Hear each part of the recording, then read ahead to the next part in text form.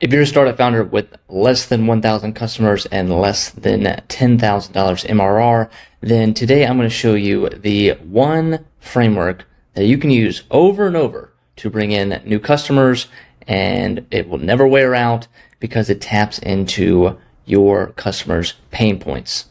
Now, you are thinking like, okay, what marketing strategy can I use that can be like every marketing strategy wears out, Jordan? What are you talking about? There's a framework that we're going to discuss. I'm always talking about it here on this channel, and it addresses all of this stuff that you might be feeling as a startup founder. You might fear that your marketing is being cringy, or that you don't want to be rejected, or you're asking like, is this marketing framework going to work? Or that you need a ton of social media followers, or that you don't want to brag about your stuff, you don't want to feel dirty or salesy, or that these frameworks or this marketing strategy takes too much time. And of course, you don't want to feel like you're hawking products at people and twisting their arms to buy your stuff. Now, the framework that we are always talking about here on this channel, and that I use almost every single day, and that we even talk about in our $500,000 SaaS launch kit, is the P.A.S. framework. The problem, agitate, solution, or solve, depending on what marketing school you're from. Problem, agitate, solve framework. This is a three-part framework that you can use over and over and over and over again in your email marketing, in your landing pages, in your YouTube videos, in your keynote videos. This one framework you can use at every stage of marketing, whether or not it's a cold lead, is someone who's never heard of your product, or it's a customer and you're trying to get them to buy the second product or to renew your products. Let's get into it. Let's talk about these three parts of this framework and how to make the most of it, and how you can start using it in your business today as part of your marketing. Let's start with problem. This is the first stage. Problem is, in its early stages, is just talking about the problem. You are bringing it up, you're stating the problem, you are just talking about, really you're talking about the pain of that your customers are going through. Yes, you talk about the problem, but you talk about the emotional pain attached to it. You go through their day, you go through all the things that they have done, you map out the problem. You then talk about the consequences of if they don't solve this problem, or because you still have this pain, this is why you have not succeeded in life, or how you've not got to the next stage that you want to get to in your business, in your life, in your relationships. And then you also need to make it relatable. If it's not a problem that if it's a problem your customers don't have, then who cares? They don't care, and they're going to bounce away. So you have to make sure that you're talking about the right problem to your customers, and you need to map out the problem. And we talked about that in a previous video, and it looks something like this. This is a great example of how to map out the problem. You start with the problem, uncommon scenarios. What are some competitors doing to solve it? What are some common scenarios that when a customer experiences the problem, why do they need to solve this problem? Now, what happens? This is the consequences. What happens if it doesn't get solved, and then what happens? So you need to not only talk about the first degree of consequences, but then the second, third, fourth order of consequences that happen. Like, how bad can it get if I don't actually solve this problem? You need to ask yourself, is this a big enough problem? What emotions do your customers feel? Like, what do they go through multiple emotions, or is it just one main kind of emotion they feel? And what have your customers tried in the past to solve this? Your customers are not just going to plop down and land on your app or product or whatever it may be, and like, oh, hey, I had this problem, I found you, and this was the first thing I tried. Most people go through 4 or 5 different things before they land on your product. Think about find someone who has been wanting to get in shape, and they finally hire a personal trainer for, let's say, $2,000-$3,000 a month. It's a lot of money. So what has led to that moment? Have they tried other things? Have they tried dieting? Have they tried exercising on their own? Have they tried group classes? Have they considered doing some kind of medical intervention? So what have they thought about? What have they tried to do to solve that problem before they landed here on your website to talk about how you solved the problem? The next stage is, so with stating the problem and mapping it out and making your customers feel comfortable with you as the person to solve this problem, because if you can lay out the problem for your customer, they feel like you understand them, they feel connected to you, they feel like, again, it's relatable.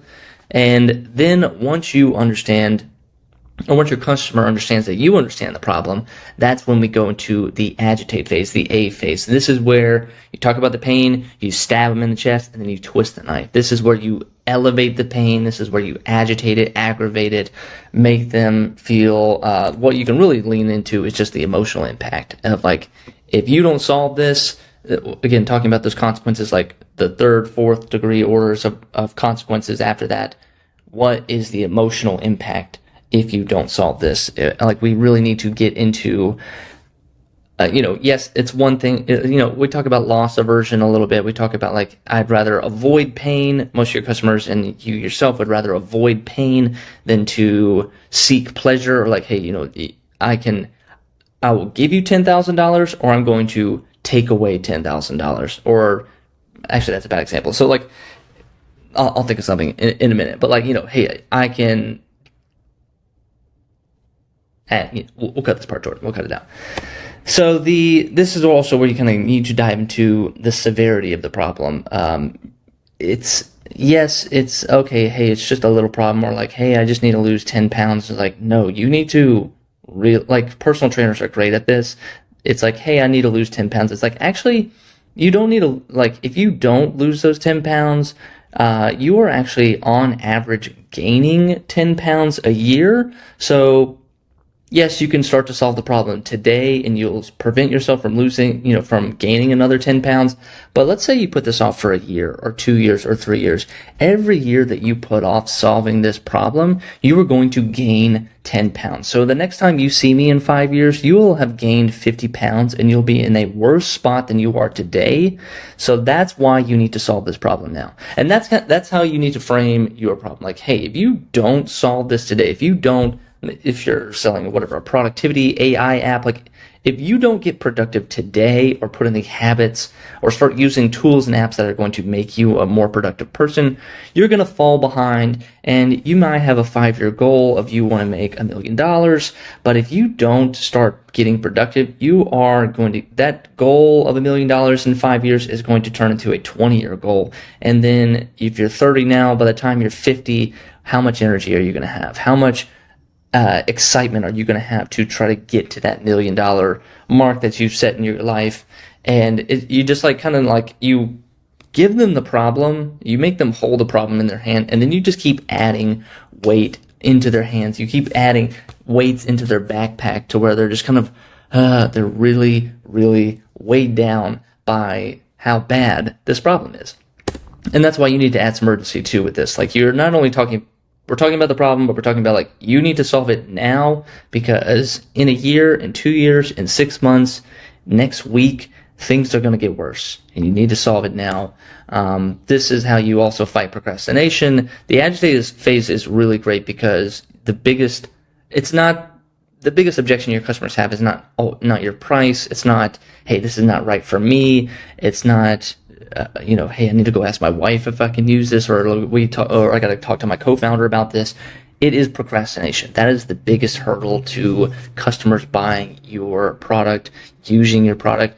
It's always, this is not the right time, and I'll get around to it eventually. And this is how using that agitate phase is how you get them out of that objection of, like, okay, yeah, now you're gonna wait till later to do this. Like, okay, the personal trainer example, like, oh, okay, you're gonna wait a year? Okay, well, I'll see you later when you gain 25 pounds. Like, oh shit, he's right. I need to, like, actually do this today. This is, we're talking like, hey, there's a leak in your business, or like, you are losing money every day, or you are leaving money on the table every single day that you're not doing this. You have to add that urgency and get them out of that procrastination, because them saying now's not the right time, today is the right time. They should use your product.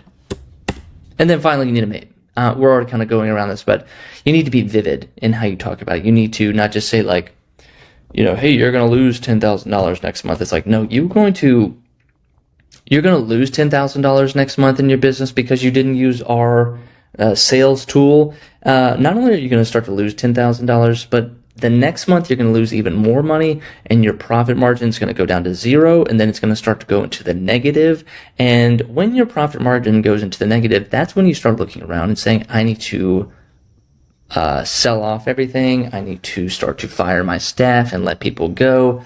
My business growth that I had planned for this year, next year, is not going to be as explosive as I thought. And instead of worrying about, what great ads am I going to put out there, or the next product launch, or what cool marketing campaigns can we put out there, now I'm worried about this huge hole in my bucket that I have to figure out how to patch. And now that I have less people to run my business, I myself am less productive because I'm having to take on more of those tasks that I outsourced, which means I thought I was going to get to my goal in 1 year, and now it's going to take me 5 years. That's vivid. That is dark. That is a real scenario that can actually happen. And that's how you need to kind of this is the poking your customers in the chest and painting a really vivid picture in their mind as to, they got to change this. It's about to get way worse if they don't make a change. And then finally, solution. So let me pause real quick before we get to solution. You see how we're talking about these problem agitate, and we're not trying to be salesy. We're not doing these cringe, loud marketing campaigns. We're just talking about the problem. And it's the biggest objection you have watching this video or coming into this video is that I don't do marketing, or I hate marketing because it's not logical, it's not analytical, it's too loose, and that's what's annoying about it. Or I don't get it. I'm more of a technical founder. I think technically. I think very analytical minded. If you watch this is what I'm saying. This is a framework that seems very logical. I'm making a logical argument to my customer that they have a problem. This is how the problem gets worse, and this is why they need to solve it today. That's a very logical statement. It's a very logical argument. Any marketing campaign like this is think back to high school when you had to write those argumentative essays, or you had to write a 5-part essay about here's my argument, here's the logic behind it, here's the ethos, emotional, here's the pathos, I guess that's pathos and ethics, and here's all the things that go into my argument. That's all a marketing campaign is. That's all a sales pitch is. It's just you're making a logical argument to a customer to say hey, let's all agree for a second. Is this a problem for you? Yes? So let's all agree that this is a problem for you. Let's get that on the table and make sure we're all on the same page. And you would agree with me that if you didn't get this problem solved today, that these XYZ bad things can happen in the future because you didn't solve that problem. Would you agree? And then you just get them, it's just bringing them along and then just logically agreeing with you. You're just making a logical argument to them and saying, okay, so if you agree with this, and if you agree with this, then therefore you should agree with this, and that's the solution. So the solution needs to talk about the transformation. It needs to talk about not our app or what we do or our capabilities. It needs to talk about the customer starting at point A and getting to point B, and how they are going to change, and how their lives are going to change, and what they are going to get. That's the biggest question a customer has. What's in it for me? What am I going to get? So you need to talk about that. You need to talk about that transformation, the person that they are going to become, the business that they are going to have, the relationship, the whatever amount of money, the productivity that they're going to have because they found a solution. Again, it's not talking about your app necessarily. It's talking about imagine solving this problem that they had, and they get excited about. They want to paint a picture in their mind about what life could be like, what the future could be. We went very vivid, dark in the agitate phase, and this is where you kind of pull them out of the shadows and you pull them up into the light and say hey, you bring them up above the clouds and you show them that beautiful sunlight, and they say, wow, life could really be like this if I make a change, and dude, I think I might need something like this. And then you hit them with social proof, because they're going to say, yeah, that's great. And yeah, that would be cool if, I did make $1 million. But, it's just, then they kind of like come back to reality a little bit, like, yeah, it's just not realistic for me though. I don't think it's really possible. Or, yeah, you say you can do it, but like, I don't really believe you, or I don't think that this is realistic. And then that's where you hit them with social proof. That's when you say, actually, people just like you have done this exact same thing. I can show you this person. I can show you this person. I can show you this person. This person is exactly like you, and they had the exact same problems that you had, and they went through our process. They used our app. They used our product, and they were able to get the results that you want to get. So here's an example of that person. And you just kind of bash them over the head with like all these different examples, case studies, social proof. Hey, this is used by over 1,000 people. This is used by 200 people, 17 people just like you just bought it today and they're starting to use it. That's how you kind of pull them out of that objection phase, that they start to come back to reality. And then again, you're going back to talking about the transformation. The social proof is not just necessarily about the results. It's about also what these people became, what their businesses became, the transformation. How did they go from point A to point B? And then at the very end, you need to give the call to action. And the call to action is it's a very small, logical leap from you have this problem, you agree that you have this problem, you agree that it could get worse, and this is a possible scenario. And so therefore, you want to solve it in this way, and we actually have the perfect product for you. We have a product that can solve this problem, that's been proven to solve this problem, and I want you to go get it. I want you to go to www.myproduct.com/pricing. I want you to choose the plan number 2 and choose the monthly. Just start with a monthly plan. You can cancel anytime, and once you're in there, you're going to be met with a dashboard. You're going to create your account. It takes 3 minutes to set up, and then you can start getting the results that you're looking for. And that is the type of call to action that you need to give. You don't need to just say, go to yourproduct.com. You flash the logo that says, your product. You need to be very specific in the call to action, because you've taken them by the hand the entire time in this logical argument. You've walked them through the pain. You've taken them to the graveyard and shown them all the horrible shit that can happen. And then now you've brought them up the hill into the sunlight, and now you need to make the final. This doesn't have to be salesy. This doesn't have to be cringy. This doesn't have to be gross feeling. It's again just a small logical leap. Like, if you want to solve this problem, I have the solution, and I want you to come with me, and I want to show you how we solve this problem. And it's over here.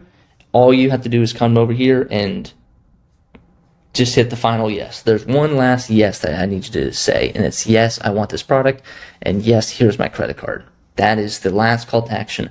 So again, this is how we do. This is the problem, agitate, solve framework. Now, you can apply this again to your website. Your hero section is talking about the pain and the problem, and then the features are talking about the agitate phase, and then the solution is at the very bottom to say get our product. An email series can be, if you sign up for our Nicely Studio newsletter, or you grab one of our resources or free trainings down below this video, I hit you with a problem, agitate, solve email series. I say, hey, here's the problem that most startup founders have. Here's how the problem gets worse if a startup founder doesn't solve this problem. And here's our solution. You work with Nicely Studio. That is a P.A.S. that I always hit you with. I do it in my keynote videos. I do it in my online course videos. So you go to down below, you click on the 500K SaaS launch kit, you watch that video. I paint the problem out. That's how I script my YouTube videos. That's how I script my keynotes, our product hunt videos. It's a P.A.S. Here's the problem. If you have this problem, keep watching. Hey, let me tell you about how bad this problem can get if you don't solve it. And if you want this problem solved, here's the solution. And all you have to do is click down below, buy our product, and that's it.